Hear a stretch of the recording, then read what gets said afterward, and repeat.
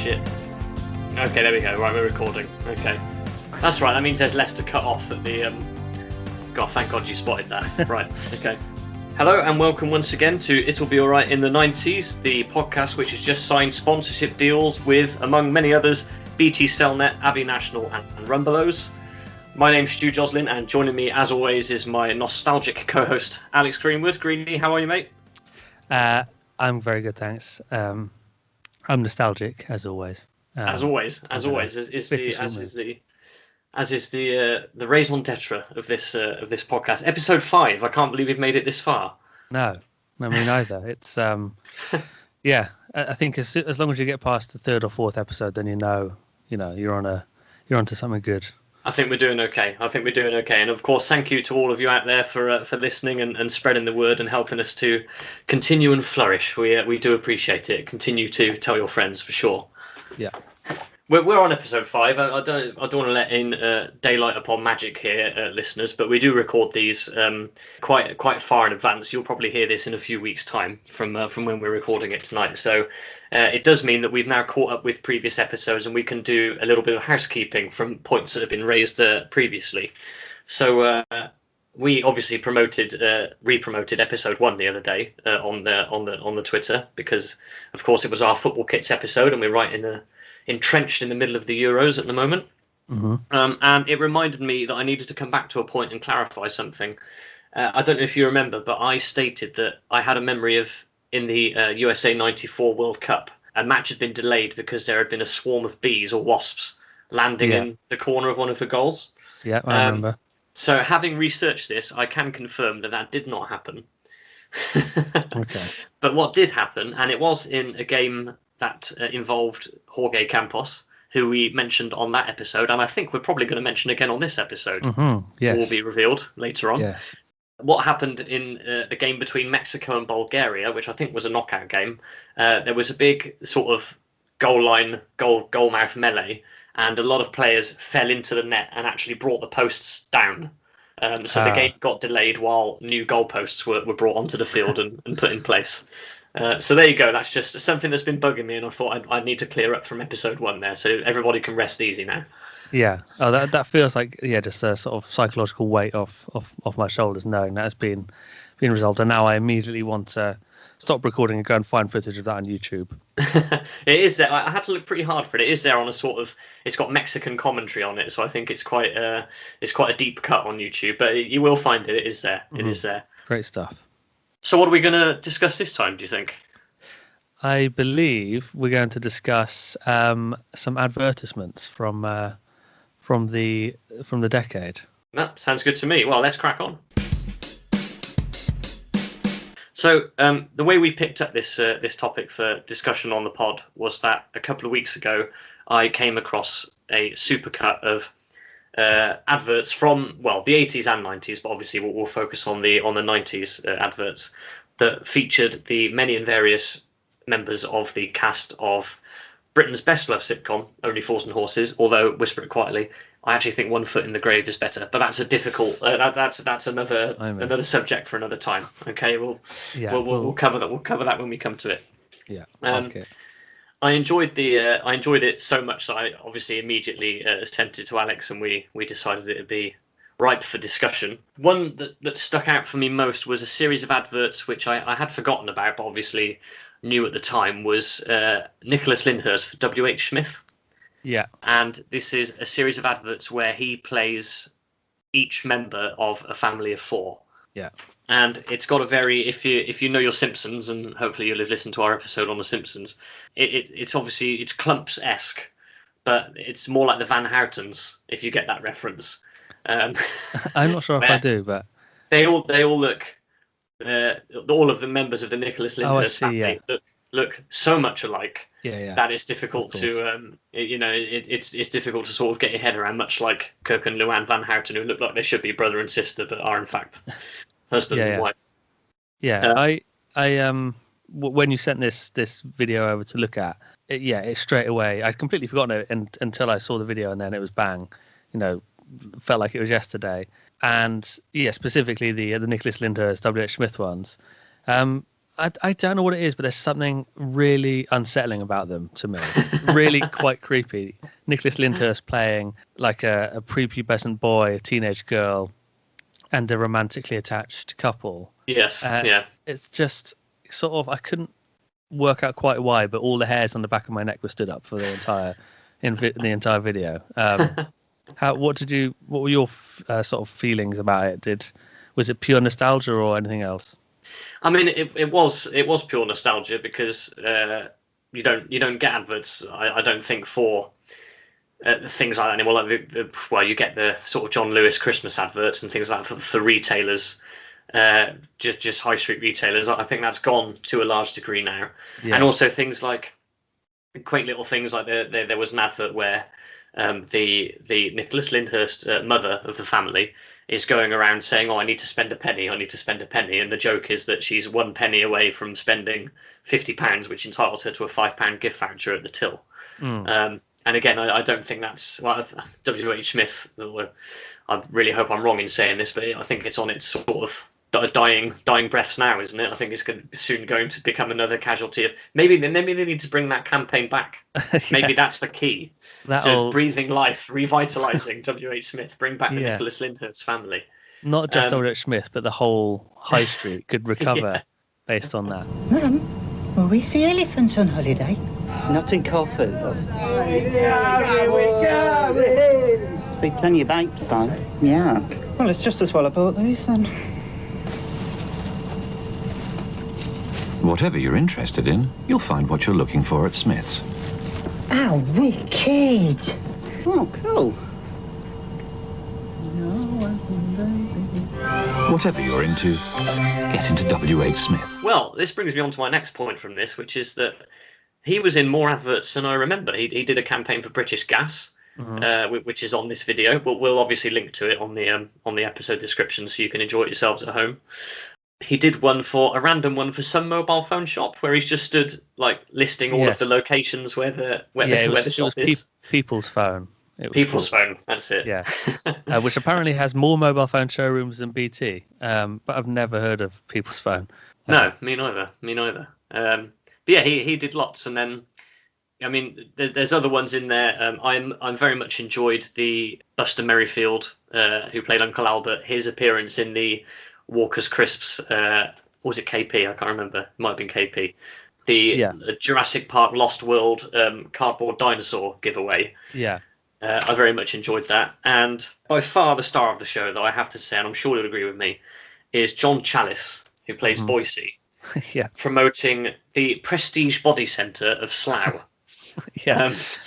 But it's in such a style as if to not... I don't think it was meant to be an advert. I think it was some sort of promotional video to be shown to potential buyers or something. I don't know, but it doesn't seem like it's been made with the TV in mind.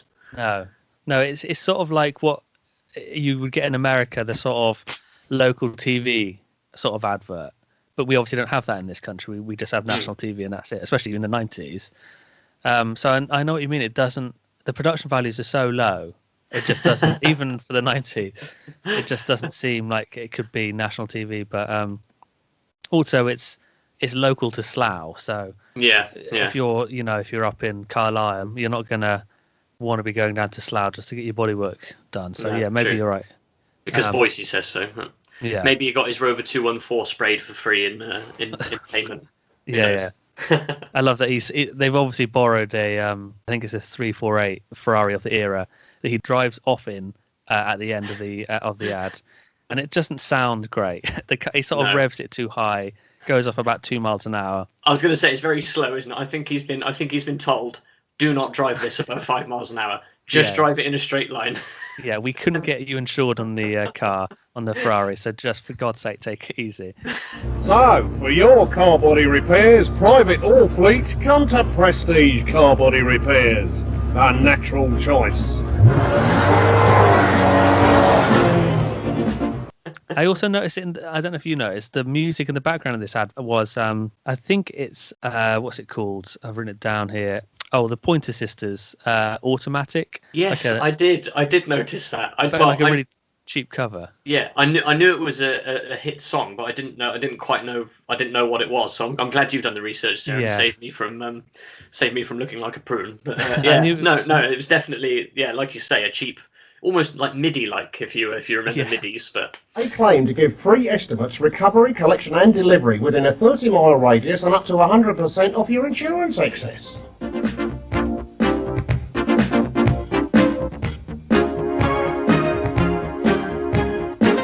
Yeah, had all the hallmarks of a piece of music that they hadn't got the rights to use. So someone just tried to do it from memory on a Casio. A couple of notes here and there changed to ensure that there's no... Exactly, yeah. Special mention to the David Jason British Telecom ads as well, but they're 80s. We can't discuss them. We can only mention the name, but we can't discuss them in depth. No, exactly. Yeah. Oh, yeah. I was just about to say there were a couple of. I think he had the best lines, Del Boy, or David Jason as he's officially known. He had some good lines in there, but yeah, like you said, they're 80s. I shouldn't have mentioned them. I did write a short list of all the things that no longer exist, or I think no longer exist from the whole supercut. Oh, go for it. One was smoking ads. So there's a couple. There's 2 cigar adverts in there. One was BT phone cards. Can you get a phone card anymore? I mean, I don't think you can. Most phone boxes are sort of. I don't know if they are still in use. Actually, they don't look like they're in use, but I think maybe they have to be maintained. There's one at the end of my road that it's got no glass left in it. It's covered in graffiti, but I think it still gets used. Well, they're all libraries now, aren't they? Mostly. Yeah, the proper old ones. Yeah, I'm talking about the ones that are like the 80s and 90s glass ones. That are, You can't imagine them being restored for any sort of vintage. I think there was one when we were looking for this house. We went to view another house in another area of the town, and I remember seeing with the old yellow T in the circle, British Telecom phone box around that way. So maybe I'll have to do some. I have to do some research. If I can go out there and take a picture of it for the pod, we'll put it up. Yeah. All right. I'll see if I can do that next time I'm passing. Please do. Yeah. Yeah. So there was BT phone cards. I don't think exist anymore. Abbey National, which I looked up, was being bought by Santander, so it just no longer exists as its own entity. And the aforementioned People's Phone, which Nicholas Lyndhurst told us had more mobile phone showrooms than BT, but apparently didn't last. Well, I wonder what those buildings are now. If you can get a list of what all of the People's Phone showrooms are now, that'd be interesting, wouldn't it? Well, if they're on the high street, they're probably meant to just derelict, because that's what the high street has become, sadly. It's true. Again, the Nicholas Lyndhurst Clump Nutty Professor family needs to rejuvenate the high street. This is a hill I'm willing to die on. I think the idea of Nicholas in Lyndhurst at this current age, whatever he is, playing the prepubescent boy and teenage girl is even more creepy. Yeah, possibly. Yeah, okay. But maybe that's what worked in the first place, the creepiness. Well, so then this is obviously after we discussed this video, we then decided that the adverts in general would be a good topic for discussion on the pod, and in time-honoured fashion, we've looked at 3 each in no particular order, which we're going to discuss, which we remember fondly or not so fondly in one case for me from our childhoods. Do you want to go first, mate? Yeah, okay, I will. So yeah, like you said, Stu, we will put all the links to these on a description for the podcast, and just so everyone can see what on earth we're talking about. But I think this first one, I don't think anyone's gonna, especially people of my age, will probably won't need to see the video again, because it'll just come back to them as soon as I mention it. But it's the Tango adverts, Tango Orange specifically, from the early 90s. The one I found was from 1992.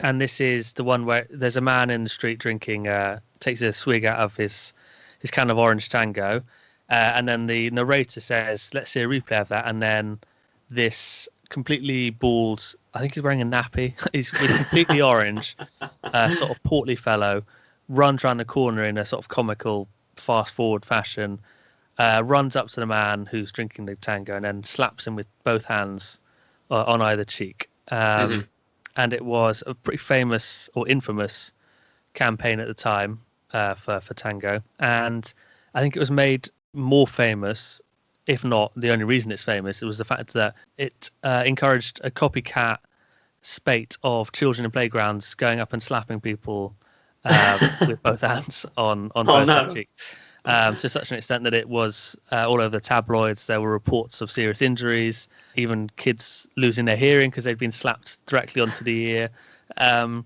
all of which led to Tango having to change the advert. So rather than being slapped, the drinker was kissed by the strange orange man, to calm it down a little bit.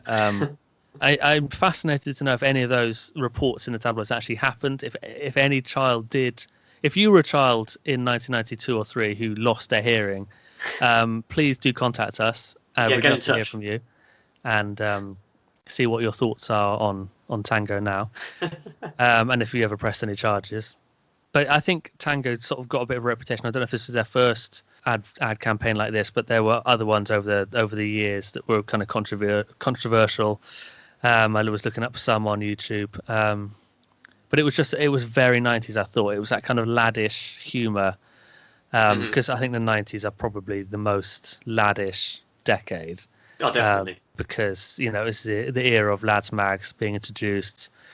Ladettes, or ladettes, Gaza, Britpop, all that sort of laddish stuff. And this advert just, sums up. In terms of advertising, this is the most 90s and laddish there is. Do you remember it? Yes, I do. It did come to mind for me as well. I remember the first time I actually sort of remember it in detail. I think I actually studied it for media studies, either GCSE or A level. When we did a little bit on advertising, it was definitely the slap and then the kiss advert. I remember studying both of those in detail. But yeah, like you say, it's sort of a bastion of the advertising of the era, isn't it? Like, I'm sure there won't be many people around who don't know about it or don't remember it from that time. And obviously, if people are still talking about an advert sort of nearly 35 years later, then it has to have been decent, doesn't it? It has to have done its job. So, absolutely. Yeah. I did mean to actually do a bit more research and find out if we could find out who the actor was in the in the orange nappy. Oh, apparently it was Peter Geeves or Jeeves.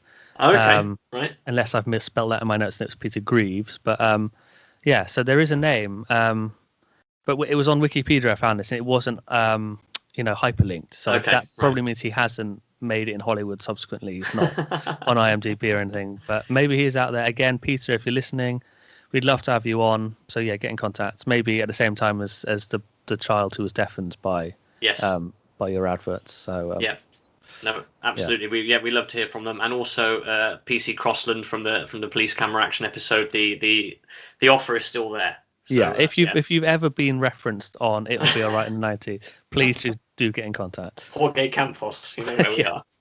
Yeah. Cool. Well, I'm going to bring the mood down a little bit, I'm afraid. Oh dear. With my first choice, and I want to get this out of the way first because I watched this for the first time in nearly 30 years yesterday afternoon when I was putting my notes together for this ep, and I found it as harrowing as I had the first time. Yeah. So this is a anti-drink driving campaign or drink driving awareness advert from 1992, and it's set to In the Summertime by Mungo Jerry. So let me talk you through it. It's a convivial pub scene. It's a summer's evening. There's plenty of people there who know each other. There are people going in and out of the bar, fetching drinks, singing along to the song. Two people get up to leave and it's another appearance of the Mark III Cavalier from the last episode as well. Mm-hmm. I don't know if you noticed that, but there's all these threads and themes running through the episode. You see, we're creating this dynasty here. It's brilliant. Yeah. Then the music fades out. And once the car's gone round the corner, and then you get a shot of the same Mark III Cavalier, but it's totally mangled, and there are two dead bodies inside with blood smeared and spattered accordingly. Now, I was 4 or 5 when this advert was doing the rounds on national TV, and I clearly remember it being shown during an advertisement break on children's ITV. So I was a children's ITV kid when I used to get home from school, and I clearly remember this advert being on and just being so horrified by it, and scared by it, and it was one of these things then that every time it came on again, or I heard the music or whatever, I went out of the room, or I ran away, or put my hands over my eyes or something, because to have the actual dead bodies there in the car at the end, I know it's hard hitting and it's doing its job and it's supposed to say don't drink drive because this will happen, but just a memory of being 4 or 5 and there being an ad break in the middle of Rainbow Days, the poorly received Rainbow reboot, and then seeing that. It also brought back a half memory, and I did have a look on YouTube for this, but I unfortunately couldn't find it.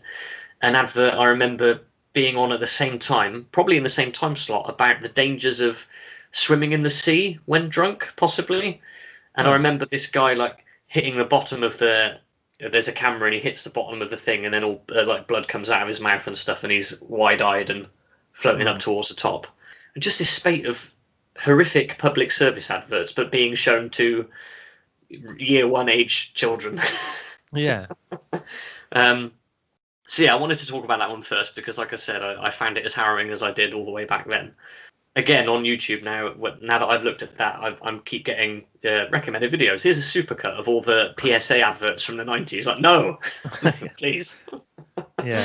I promise I won't. Now that I'm old enough to drive, I won't drink drive. I promise. I never would after seeing that anyway. But yeah, do you remember that one at all? No, I didn't actually. When you sent the link, that was the first time I'd really seen it, I think, because I think if I had seen it when I was younger, it would have really stuck into my mind. And I cannot believe that you saw it during CITV. That's vividly. It's a genuinely properly shocking advert, if that's what you want to call it. I couldn't believe. Well, I mean, yeah, just how graphic it was.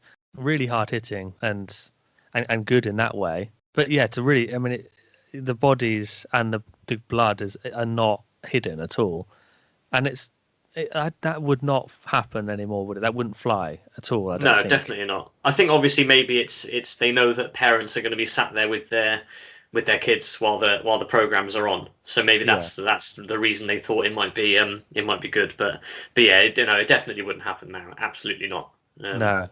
I mean. It did make me recall some of the other similar driving safety adverts from back in the day. The one I could think of, the one that came to my mind first, was the I think it's a teenager gets into the back of his I assume his mum's car, and they get involved in an accident, and it says he sort of flies. He hasn't got a seatbelt on, so he flies forward. Right. The camera's always on him, I think, and then it says. Something like, after Andrew killed his mum, he sat back down because he's sort of flown forward, obviously killed the driver, and then sort of bounced back. And he kind of looks dazed, but he's okay. And I thought that was quite a good shock. Well, good for the impact it would have. Effective. Yeah, effective. Exactly. That's what I mean. And that was the first one that came to my mind. But there's other ones. Yeah. There's probably plenty. But best avoided. And of course. The main thing is it's a waste of a perfectly good Mark III Cavalier, which I was possibly the most upsetting thing of all. Yeah. Well, didn't you say in the previous episode that you don't know, there was no record of what happened to that Cavalier? Not my dad's one, no. No, so, I mean, that could be it. Oh, that's true. Yeah. That's why there's no record of it, because it was handed over to this production team, wrapped around a tree somewhere. There you go, another mystery solved. Fantastic. All right, well, we better now that we've gone into the depths of public service advertising, we better bring it up with something a little more. Although, if we're going as in the order that you sent the links, this is not as scary, but still quite affecting, maybe, to the younger viewer. Yeah, I think so. So this is the Nike Good versus Evil advert from 1996. So this depicts a selection of the superstar soccer. Why did I say soccer? It's because I said superstar. I'm like a naturally finished superstar with soccer because of ISS Pro. Of course, the PlayStation football game. No, we'll forgive that. We'll forgive that. That's fine. Good, thank you. What I meant was it's a selection of the superstar football players of the day. So Well, I was going to ask you as a quiz question if you can name them, but you've obviously recently watched the advert, so it would only be a test of your 24-hour memory. But so it's Ian Wright, Eric Cantona, Ronaldo, the Brazilian Ronaldo, I should say, the good Ronaldo, Maldini, Rui Costa, Patrick Kluivert, Figo, Edgar Davids, and there was George, aka Jorge Campos, if you want to pronounce it properly, who is, I think, at this stage is becoming the unofficial mascot of the podcast. I think so. Yeah. I'm happy with that. So he's in there as well for a very fleeting length of time, unfortunately.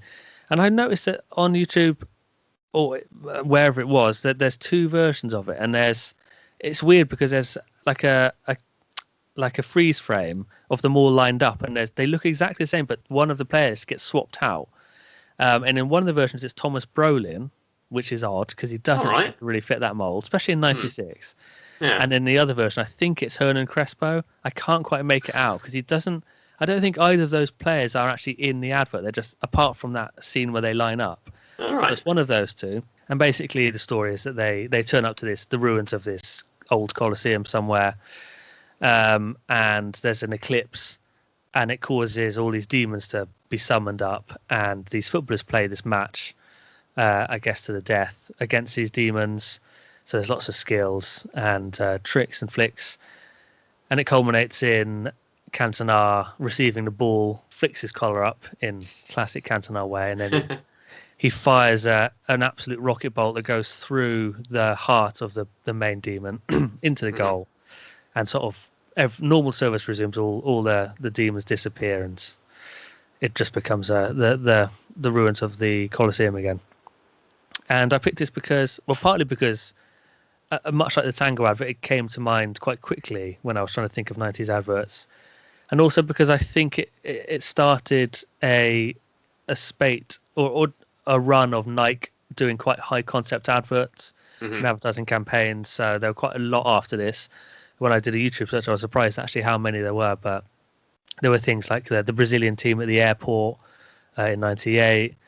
There was the famous Cage adverts with some of the players crossing over from this good versus evil one, and there were some other ones, more recent ones with Ronaldo and Neymar and whatnot.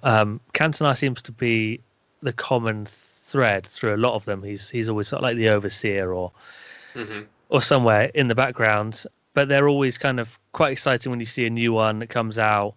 It's kind of gets a bit of publicity. It's quite often in the news that there's a new one released, and yeah, it's just kind of fun. It's especially when you're a kid, as I was in '96, seeing all those players in one place. You know, they're all wearing their own national shirts, or there's someone wearing club shirts, like Patrick Kluivert's wearing an Ajax shirt, I think. So it's just it was fun and kind of exciting and quite 90s as well, especially with those players. So curiously, for something that's to do with 90s football, I'd never actually seen this. Oh. This is the first time I'd seen it. I'm obviously very familiar with the one in the airport. Which I actually went out and bought the CD single of the music because I like the advert so much. But yeah, no, this was the first time I'd seen this, and when Jorge popped up, I was like, oh, hello, here we go, we're on familiar territory again. But no, the thing with Brolin and Crespo, all I can think of is that possibly different players for European and American markets, maybe. Yeah. Was Crespo playing in Europe at that time? I'm not sure. It's really hard to tell actually, because in the bit where they're lined up, Brolin I think is wearing a Parma shirt. I had no idea that he played for Parma, but I'm pretty sure it's a Parma shirt, and I can't make out what Crespo's wearing. It's not an Italian shirt, I don't think so. Maybe it is a South American shirt, and you're right, and it was for a different market. Well, I think Brolin signed for Parma, for Leeds from Parma in around '96. So okay, there you go. Let's do some on the fly research here. This is all good stuff. Let's look up Crespo and see what he was doing at around '96. So he left River Plate for Parma in '96. Oh, okay. So I think he must have the River Plate shirt on then. Okay, yeah, that might solve that mystery. Okay, well there we are. Cool. Well, what's your second choice? Yes. So I've gone for. So this is a series, or it was a series, but I'm concentrating on one specifically. So this is the series of Tesco adverts starring Prunella Scales of Fawlty Towers fame, and also Jane Horrocks as a mother and daughter pairing. Yeah. And the advert I've chosen is one where Prunella, I think the character's name is Dottie. I don't know what the daughter's name is, but she's in a hospital with an ingrown toenail, which I think might be a callback, comedy fans, to Sybil Fawlty having an ingrown toenail in one of the episodes of Fawlty Towers, of course. Yeah, well spotted. She's in a hospital with an ingrown toenail. Complains about the standard of the hospital food, a well used comedy trope. And then once her daughter's left, convinces a man who has got bandages over his eyes, so he's obviously had some sort of cataract operation or something like that.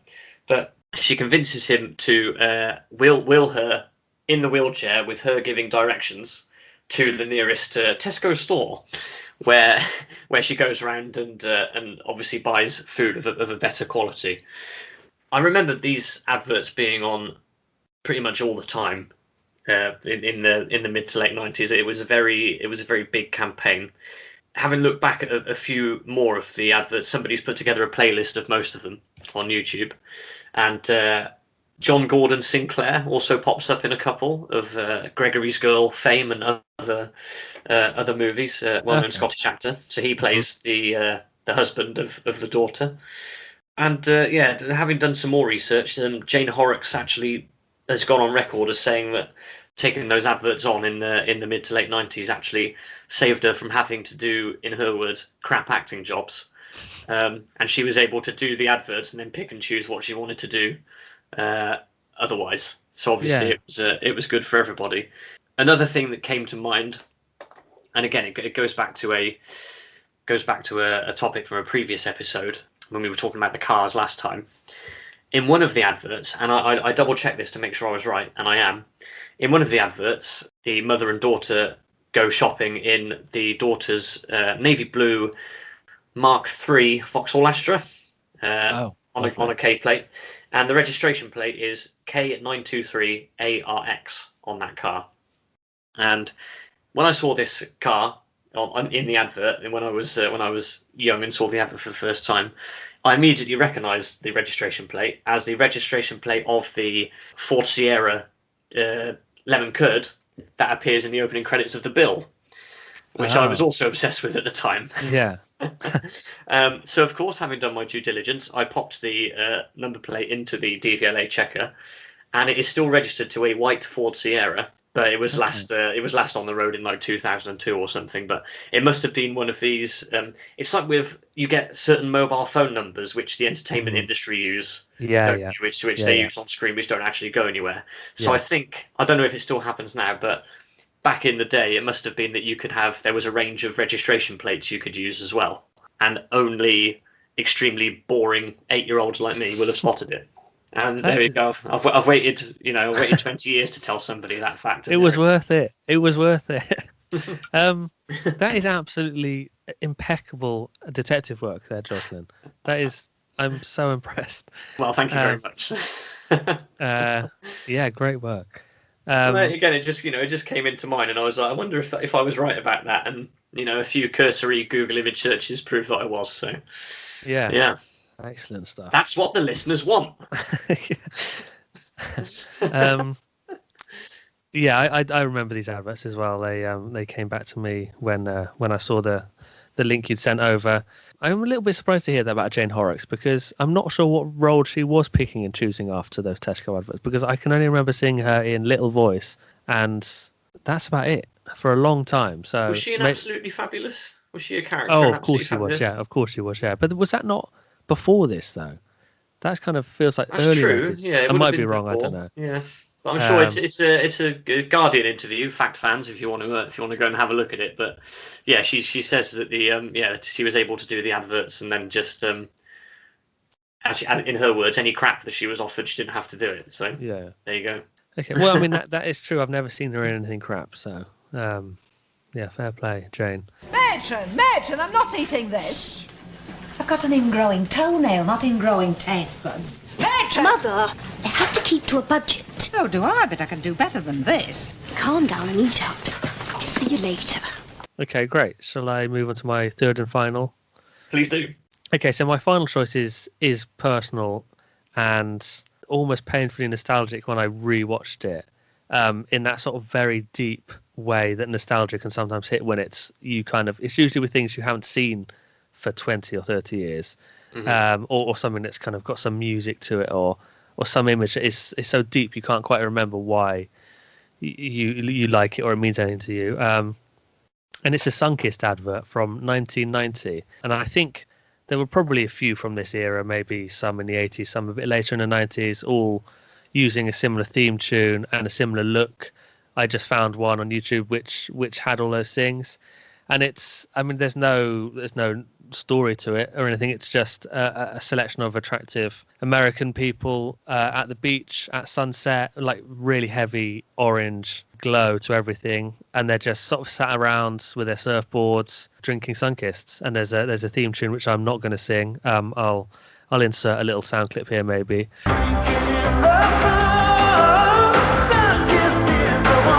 It's just, the reason it is personal to me is that, and I may have remembered this wrong because it was 30 years ago, when I used to go and see films at my local cinema, which at the time was the Chippenham Cinema, I think an Odeon, I'm not sure about that.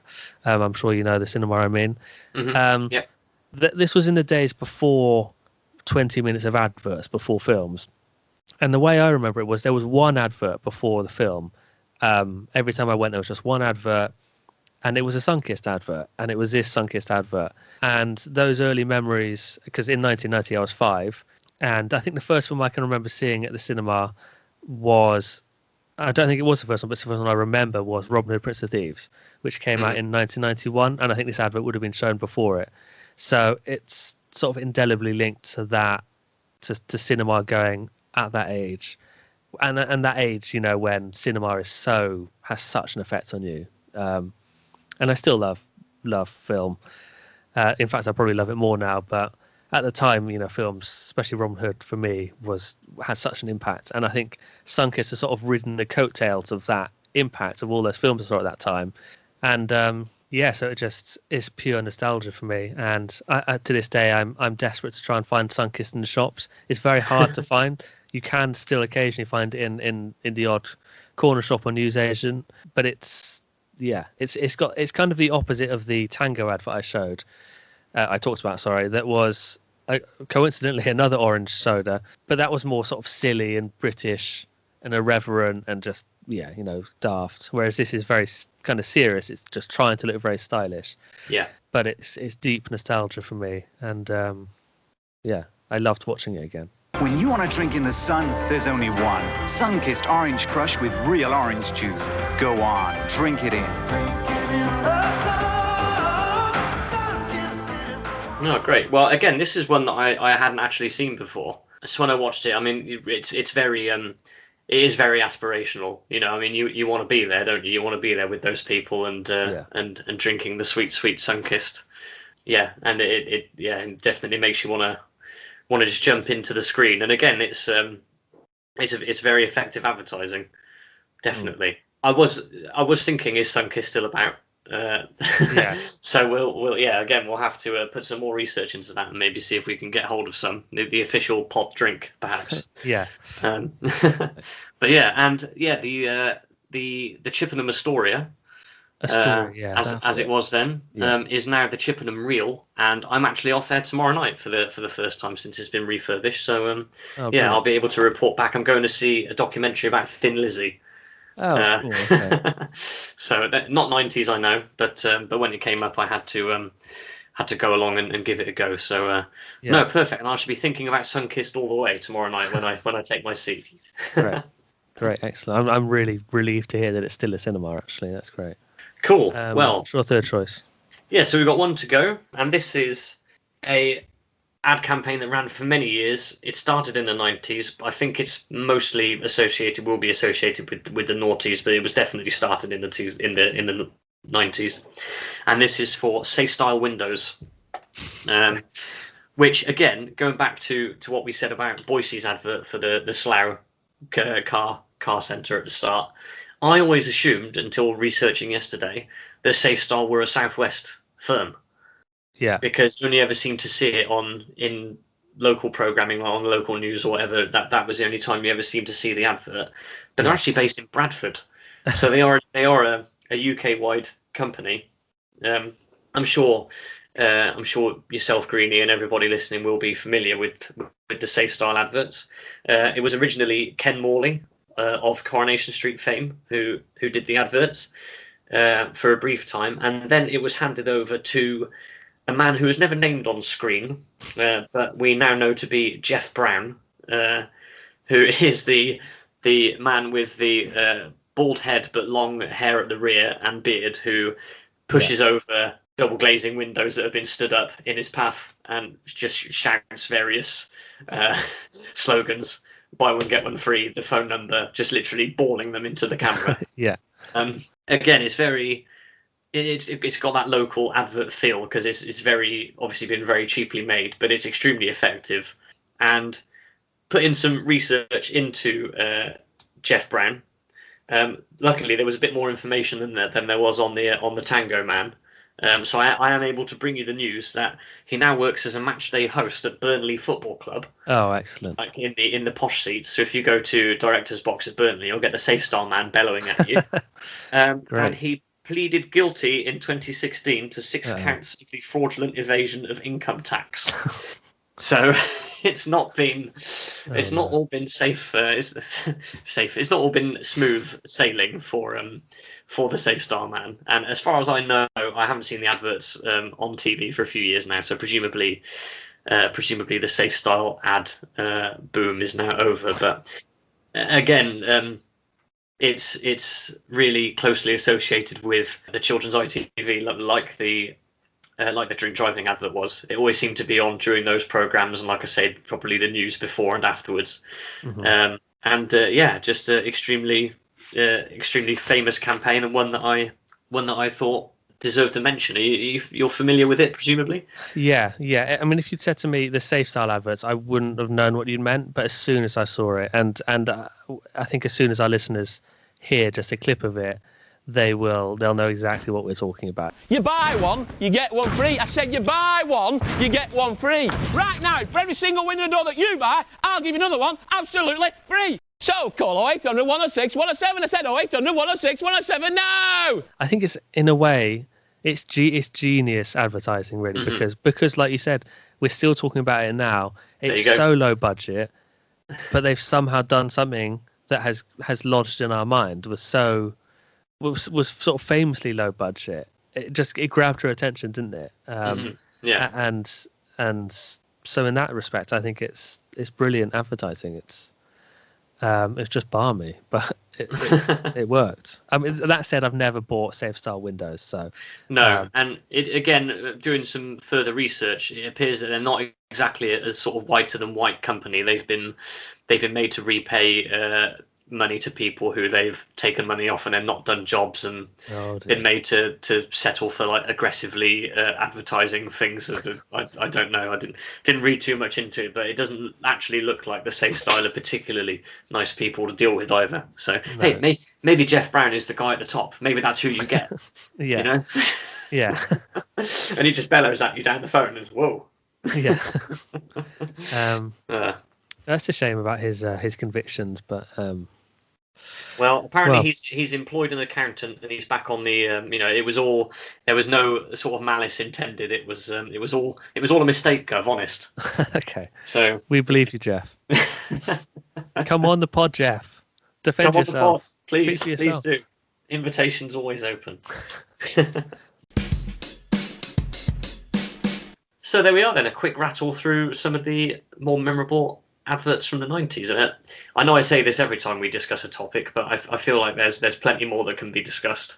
And I'm sure we'll come back. There's a great YouTube channel, by the way, if anybody out there wants to do some further research of their own. It's either Rewind TV or TV Rewind, I can't remember. But if you look them up, they've cut together hour-long packages of adverts from the 90s, and it's done by sort of subject, so food and drink, technology. There's one for defunct brands, which I quite enjoyed watching, just all the things that don't exist anymore going past. So yeah, if you want to watch some of your own, it's a nice way to spend half an hour, and I would highly recommend it. Yeah, me too. I've spent 1 or 2 lunch breaks browsing 90s adverts, and it's a nice nostalgia hit. Absolutely.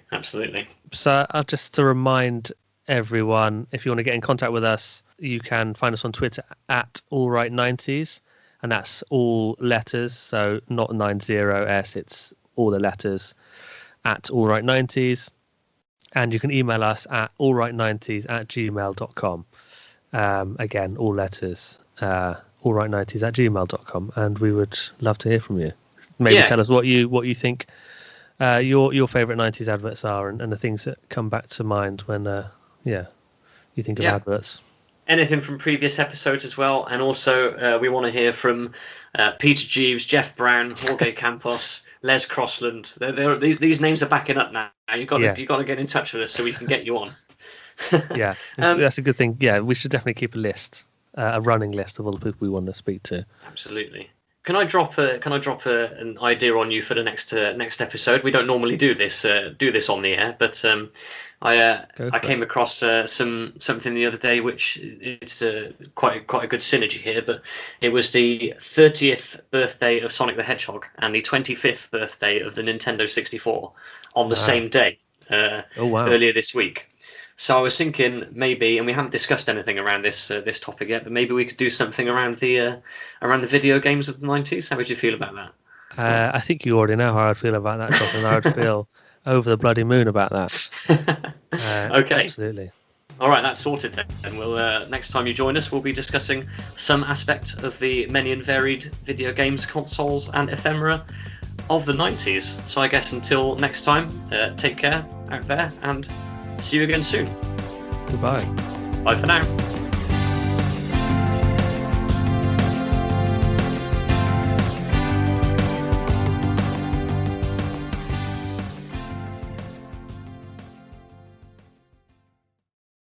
That was good. And we talked for quite a long time there.